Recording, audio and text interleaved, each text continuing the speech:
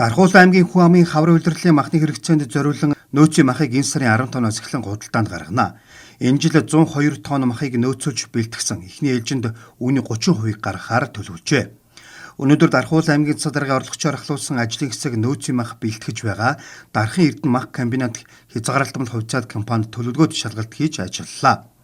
Нөөцийн махны чанар аюулгүй байдлыг хадгалалт, тээвэрлэлт, савлгаанд хүнсгүдээ аж ахуйн газар тогтмол хяналт тавьж байна.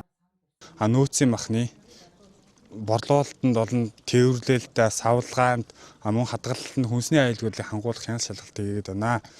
Хяналт шалгалтаар ерөнхийдөө бол Дархуул аймгийн мал амилгын газрын бүртгэлийн дугаартай хүнсний бүтээгдэхүүнд болох өвчтөө махыг ялган тодорхойлох шинжилгээ мөн pH мөн нингээ үзүүлэлт мөн бактерийн ерөнхий тоогоор эрүүл ахуй болон стандартын шаардлага хангаж байна гэсэн шилгээний дуун гараад байна. Нөөцийн махны эрэлт нийлүүлэлттэй холбоотой ажлын хэсгүүд маань бас хяналтаа тавиад хэрэглэгчдийн эрх ашиг хамгаалах нийгмийн маань хөндлөнгийн хяналтыг тавиад ингээ явна.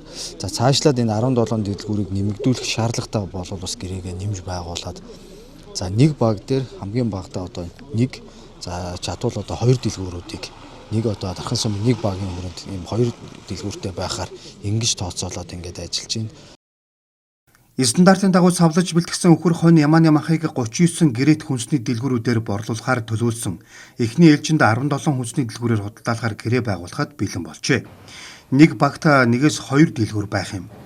Үүний хувьд үхрийн мах 1 кг нь 16,300, хоньны мах 1 кг нь 14,800, ямааны мах 1 кг нь 11,200 төгрөгөөр худалдаалагдана. Зах зээлийн үнээс хямд чанартай эрүүл ахуйн шаардлага хангасан нөөцийн махыг гэрээт хүнсний дэлгүүрүүдээс худалдан авах боломжтой юм а.